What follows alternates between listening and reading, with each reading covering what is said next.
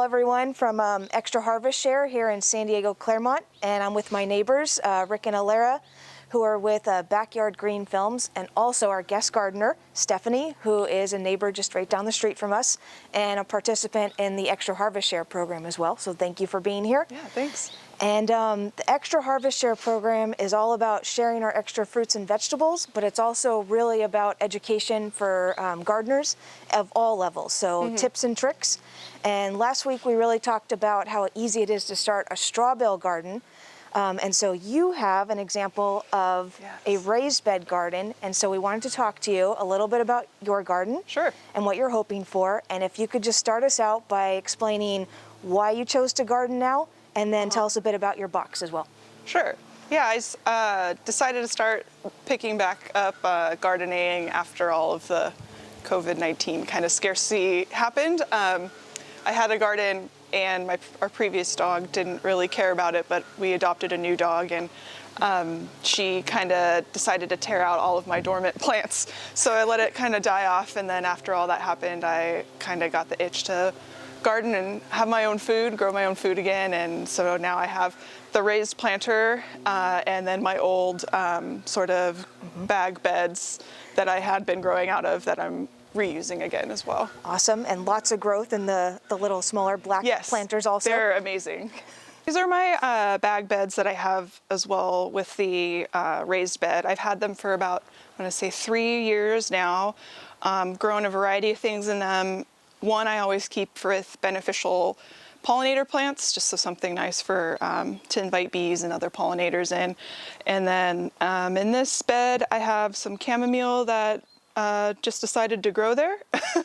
And I think some, pumpkin from a decaying art project that I left, and now it's regrowing, so that's kind of nice. And then I also have in these three back here, beans, and I believe some lettuce and maybe basil varieties, and then also radishes and kale. I've had success growing different types of bell peppers, tomatoes. I have grown beans out of them before. They've been really easy to grow out of and very gopher proof. I haven't had any gophers actually come through them, which I know in our neighborhood's a big problem. We live on a giant gopher hill. So they've been great for starters too. If you don't really have a lot of room or experience and don't want to buy a whole planter, they're relatively inexpensive and fit maybe the small ones 1 or 2 bags of dirt. So if you just have maybe a patio, small space, try them out. They're great. And yeah, you can get them at your local hydroponics store, Amazon. And I think that they were a great experiment for me, and I love that I still get to use them years later. Yeah. So if you could just tell us a little bit about your raised box. Sure. Where'd you get it? What type of materials did you put in it? And then what type of technique are you using? Sure. So I got it from Costco, actually, Costco.com. And they just shipped it straight to us, which was nice. Didn't have to pick it up. It's my first time using a raised bed, so I was excited to get this one. My parents also got it too, so kind of played off of them. And the only thing that's in here is dirt, which I got from you. You ordered a bunch for us, and so wheelbarrowed it over. And so that's all dirt, and I have a drip line set up for watering, which I've found to be really successful even with my smaller beds, just retaining the moisture, especially when it gets hot in the summer too. Absolutely.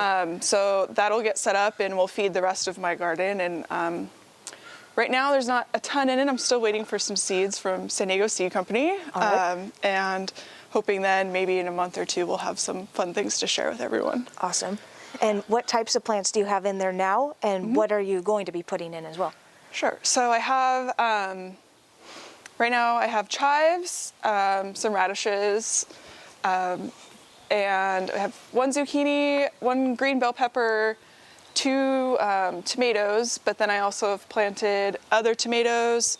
I'm hoping to get more bell pepper seeds, so I'll have a variety of colors, cucumbers, and then fennel, some beans and peas as well. And I kind of forget what else I ordered, so maybe some other herbs too, yeah. It sounds like a lot in a relatively small space or a manageable space for lots of starters too, so you're really packing a lot in there. Yeah. And you have the climbers in the back also. Yes, one nicely gifted from Rick and Alara, and then one which I just used out of the bamboo that we have in the backyard, a nice resource that we have. The dog loves it, but gonna try it out this year for the beans and the peas, and then maybe for some of the squash as well to keep them off the ground. But yeah, and I also have it in this bed, which I planted beans in as well, and we'll see how it goes. It's first year trying the bamboo, and figured it's a great resource since it grows pretty well in our backyard. Definitely. Yeah. And hope to share some too. Yeah, if anybody from the neighborhood wants one to make a trellis or anything, please let me know. I will cut down pieces for you. It really just grows. I mean, it's a weed, so we have a lot of it, and I don't mind sharing. Very cool. Thank you. Yeah. And then one last question for you. So you mentioned you have a dog, pet dog. Are there any tips that you have for keeping the dog out of your garden space if that's an issue? Yeah, so it's kind of an issue. She is a puppy, so she likes to explore. I have caught her in the dirt and actually in the bed. One of the reasons I got the bed is I thought it would be high enough for her not to jump on it, but she's a little explorer, so she was in it before I had planted anything, and a couple of bad dogs happened. I did experiment with some netting, and I might actually fence off the entire space. So if you can, I would recommend fencing it off, or if you have a dog that doesn't really mind other plants, it just, I would say, depends on your dog, and things to make sure that maybe are out of reach of your dog are tomatoes and some of the other like grapes and things like that that are poisonous to dogs. I didn't learn that about tomato vines until we actually adopted our new dog, but they are poisonous, so keep those up out of their mouths. Good to know. Yeah. All right, Steph. Well, thank you very much for sharing. And your so garden much. looks beautiful. Thank you. Too. We're eyeing all this lovely space you have and this great sun space also. So Yes, this is very just full gorgeous. But really, thank you for participating in the Extra Harvest Share program too. And Yeah, I'm excited about it. yeah, we can't wait to see what you have to grow. Thanks. Thank Can't wait you. to share.